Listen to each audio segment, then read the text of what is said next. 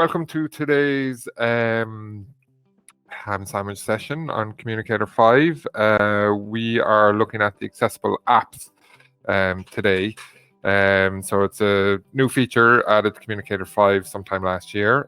So we're going to go through what those apps are, how to use them, and just have a look of where to find them. So I suppose I better explain a little bit about them. So with Communicator 5, they're using a service called Join-In. Join-In is actually a separate company to Tobii Dynavox. And what Join-In do is they kind of like have a browser to make certain apps more accessible for people who use AAC software. So this includes social media, streaming apps, and messaging apps. So as you can see, there's quite a big list there. So there's Facebook, Instagram, Spotify, WhatsApp, and so on. So we'll go through those in a while.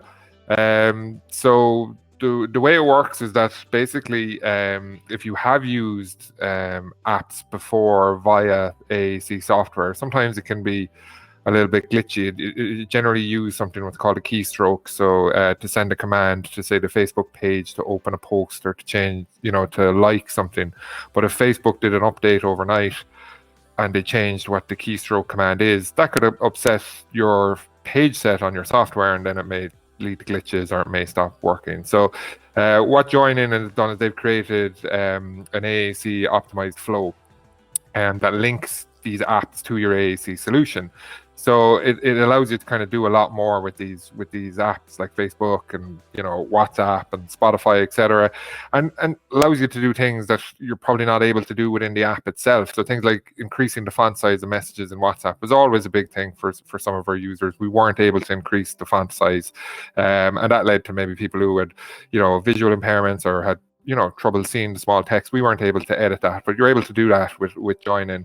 You can do things like automatically read over the text and create audible cues and all that. And then kind of the scrolling and etc. is optimized for AAC users. So it just makes it a little bit easier for people to use. So, and the technology itself, as I said, it's based on it's based in the cloud, so all the updates are done seamlessly in the background. So it means that you have a more kind of consistent user experience of the application, even if it's updated by the likes of Facebook or YouTube or Netflix. If you've used apps before, you'll know how much of an issue this has been in the past.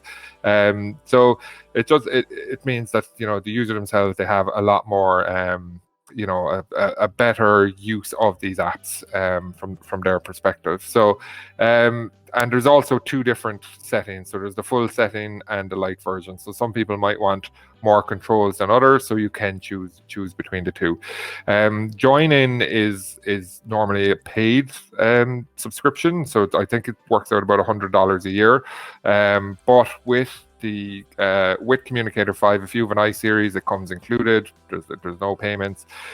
We do a bundle with the PCI eye tracker where you can buy Communicator 5 and the accessible apps, and then there's a one-off upgrade fee for people who may already have Communicator 5. So you can upgrade and to use it. So that's basically a rundown of this. So I'll come out of this and might as well start showing it to you. So I've added a lot of them here to my homepage on Communicator 5. If I wanted to find them, again, I'm going into the menu. I'm pressing right click on my mouse. If you have a touch screen, you hold your finger on the screen for a couple of seconds and this will pop up. So edit homepage. I click add page sets. So we covered a bit of this yesterday. So I click add page sets. They're in text communication. So I go to text communication and they're up here in add-on products. So we can see all the ones with the ticks I've added to my homepage. So we've got Facebook Lite. So I talked about the two different versions in terms of the controls. SMS Messages. So if you've got Android, it's using Google Messages to send text messages. Spotify, WhatsApp, YouTube, Zoom. If we're doing, for work or meetings or whatever it may be. We've got accessible Zoom now. Audible. which is the Audible books from Amazon, so you can listen to your books. Facebook Messenger, so if you're using Messenger as a way of communicating with people. You've got Google Calendar, Google Translate, Instagram, Kindle, to read your books, Microsoft News, so a news channel, and then Netflix as well. So I've added them all to my homepage, so we'll start to go through them now. So here we can start with Facebook. So if we open up Facebook, this is our join in menu on the side. And again, these are all optimized. If I'm an eye gaze user, if I'm a switch user, if I'm a touch user, I can use all of these. I can press the button, it loads up join in, and join in's getting Facebook ready. And so then we will get our controls down here on the side. So I can scroll down through my posts. I can click on a post, I can get the full text, I can look at the comments, I can scroll on comments. If I wanted to, post options, I can show or hide the comments, I can edit a post, I can do a new post. I can like the post, I can comment on it, I can go into the menu, I can check my notifications, the groups I'm involved in, my profile, my friends. So, it's giving me lots and lots of options there for Facebook. I can go into the utilities, I can zoom in and out.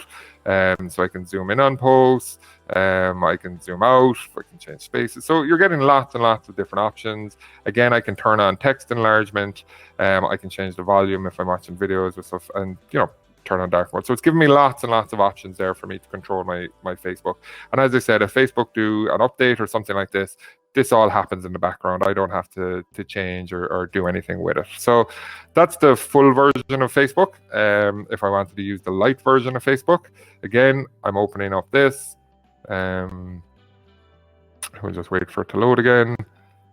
And again, I just have a few less controls on the side here. So maybe for some users that don't require as many controls, I can scroll up and down again. I can go through my comments and my emotions. I can click on a post. So it's just a shorter menu basically. Some people mightn't require as much control over their Facebook. So that's Facebook. I hope everything is opening and closing and you can still see it, but let me know if it's not happening, if my screen is opening and closing quicker than what's displaying on yours. If we go through messages, so here is the SMS Messages from Android. So this uses Google Messages. So you just have to link your Google message to this. We've linked a phone that we occasionally use. You can scroll down, you can see, through your chat view, you can send a message. If I want to send a message to myself, I can type. It brings up my keyboard from Communicator 5. So whatever keyboard I'm using in Communicator 5, that'll pop up. I use that to send my message. And then that will, as we can see here on the right-hand side, it sent a message to myself. So I might get that on my phone. I can use emojis, stickers, I can send GIFs, I can send files. So if I want to send pictures or videos, I can do all that as well via this. So that's the SMS messaging. So from Android, we'll just close that and exit. Again, you have the Lite version. Again, we just have, less controls on it. Maybe for some people, Spotify. I'm going to open up Spotify. Again, it's just loading to join in. I've already signed in on my accounts, or this is Michael's account. So if you have any judgments on the music, you can pass that towards Michael. Again, I can scroll down through my playlists. Again, I will state these are Michael's playlists. We might select Trolls, and we can start playing Trolls here. So and we can start playing the music. I can go to artists, I can create playlists, and so on. It gives you all the access to Spotify. And even the sign-in option for all these apps is done in an accessible way, so people can independently sign in and sign out of their apps. So they might not need assistance to do so. WhatsApp, again, would be very popular. I haven't linked this to a WhatsApp because these webinars are being recorded. So some of the messages might be personal, etc. So the option to do it is just if you've used WhatsApp on your phone or anything, or on your computer before, it just brings it up. You link it to your phone, and so you just go into the menu, go into settings, WhatsApp web, and you just scan the QR code, and it'll bring up all your messages. A really nice feature, as I kind of mentioned, got into YouTube too quickly. A really nice feature on that is the ability to zoom in and zoom out on messages, which was always an issue in the past with WhatsApp, was that you had to use the template size that WhatsApp allowed. YouTube, I'll go into the Lite version. Again, YouTube is now, it's organized in a way that it's a little bit easier to navigate and to use. So there's not as many kind of things jumping around. You can, scroll through. If I wanted to use Dwell, I can scroll through these. I can click on next. I can pause my Dwell. I can go into my menu. I can search for videos. I can change the different types of views. I can access my subscriptions. I can change the computer volume. I can skip ads automatically, etc. So again, giving you lots of nice options on YouTube to control. Zoom. So we're all using Zoom a lot more lately.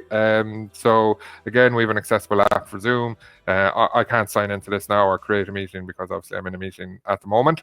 But you can see that when it opens up, do I start a new meeting? Do I join with my meeting ID? If I type my meeting ID, it'll bring me up to my keyboard. I can put that in. I'm just going to cancel that, and that'll pop up on the screen, and I can enter my meeting. I can sign in if I have an account for Zoom. I can sign in and access my meetings, etc. And then when I go into Zoom and I start a meeting, I'll get all the kind of controls that I would have if I wasn't using an accessible app. So that's Zoom. I think is a very popular feature. So Audible. Again, I spoke of how to read your books, or to listen to your books, sorry. It's Kindle to read them. So again, I can launch Audible. If you have an account with Amazon and you have your books and you want to listen to them through your device, maybe you're in bed and you want to listen to your books at night, etc. Again, here's my my library, which I share with my son, so I'm not going to kind of start any books or listen to them because he'll kill me when I get home later. So again, I can scroll through my library. I can, organize my library. I can sort by, the title, the author, the length, the date it was added. So if I don't want the most recent, I want to go by author, I can change how it's viewed. I can, go into my utilities. I can zoom in and zoom out if I have any trouble reading it. I have my options to turn on auto read, so it'll start reading the screen for me. I can turn on text enlargement. I can change my computer volume. So again, we're given a lot of independent, and obviously I can listen now, I can play. So it's given a lot of kind of independence and for the end user to use. So that's Audible. Again, I'm not going to open up Facebook Messenger because there'll be some private messages there, but you can obviously send and receive messages through that. Your Google Calendar, create events, schedule your time, whatever it may be, go through that. Google Translate, if that's something you use a lot. Again, there's an accessible app there for you. Instagram, it's something that is becoming more popular, and I do believe they're in the process of making some other social media apps that are quite popular now. So keep an eye out for that. That will just be part of the join in suite of products. So again, I can scroll through my posts. I can, comment on things. I can like them. I can, check my own profile, my notifications. I can create a post. I can check my feed, etc. I'm not a Instagram user, so I'm not really familiar on how you'd find your way around it. But those who are may have a better understanding of Instagram. But you do have that full control of it. Amazon Kindle, again, you can launch your books. Read them, zoom in, zoom out, do your text over. You can check your library, etc. So you can, sign in and sign out, etc. So you can, scroll down through your books. You can categorize them and, sort by recent, sort by title, sort by author, whatever it may be. You can change. You can change your zoom in and zoom out. Again, it's kind of the same. kind of standard controls across most of the apps. But and as you start to get to use them, you'll become more familiar with them, and they also kind of there's backlinking in them as well. So say for example, if you're in WhatsApp and somebody sends you a YouTube video and you open the YouTube video, the controls on the left hand side will now change over to YouTube. They won't stay within WhatsApp, because now it recognizes you're watching a YouTube video, which is a really, really good feature. So it makes it really powerful for users that their controls change to the app that they're using. So this is Microsoft News. Again, if somebody wants to, they can have their own account, or they can, scroll through different articles. They might, read the title. Wayne Rooney brings highly rated Manchester United teenager over to Derby. So you can have it read out for you. Again, you can go through different categories, etc. So look, it's probably getting a little bit repetitive here, but I think that's the nice thing about it, is that if you can use these controls for one app, you can use them for all the apps. So they're pretty standard and kind of uniform across them. So and you may not use all of them, you may only use 2 or 3 of them, but once you kind of get sign into your accounts, get up and running, it's the same kind of features across all of them. So here I'm scrolling through Netflix. I might want to have a look at this and see episodes and more if there's any information on it. It's allowing me to watch the trailer, without having to select it or go into it. So it makes it pretty easy. I can close that back down again and say, no, I'm going to move on to something. So it makes it, nice for the end user to be able to browse and to select and have a bit of independence within their own accounts. And again, as I said, this is for, Switch users, touch users, eye gaze users. It's all compatible with the system. So that's a run through of the kind of apps that are available. Some users might use different apps, and you can categorize it as we showed yesterday. You may have, kids that are using, Snapcore first, and they might want to access YouTube and WhatsApp and, ones like that. You could have, an older user who might, want to be using Facebook, Amazon Kindle, Zoom, and you can just categorize these into your default pages. You may have somebody who's using maybe the aphasia page set on Snapcore first, so they're using this for their communication, and then on top of that, they might want to use WhatsApp. They might want to read the news, watch Netflix, listen to Audible, and read their Kindle. So you can, as I said, you don't have to use all of them, but you could bunch them together for different people that you're using. Once they sign into their accounts, it starts working across their devices. So I think you'll kind of agree that they're a really nice feature. As I said, it kind of leads to a nice, consistent user experience for the users. The platform, the navigation is the same. You just have a difference between the Lite and the full version. You've got some really, generally you've got the most popular apps there. I'm sure there will be more added in time. But these have been, these have been a reason why we've seen a kind of a big kind of resurgence in Communicator 5 recently. A lot of people are getting great success with these accessible apps. So so that kind of takes me up to the 20-minute mark today. I hope you kind of got a feel for these accessible apps and what they are and what they can do. As I said, they're included with Communicator 5 if you get a new iSeries, or if you get the PCI with the Communicator 5 bundle. There is a one-off cost upgrade then for existing Communicator 5 users, but I think in time for one-off cost, it's worth it to add to the Communicator 5 if it's something that you use a lot, instead of having to create your own page sets for Facebook or for Spotify or anything like that. The work is done for you. So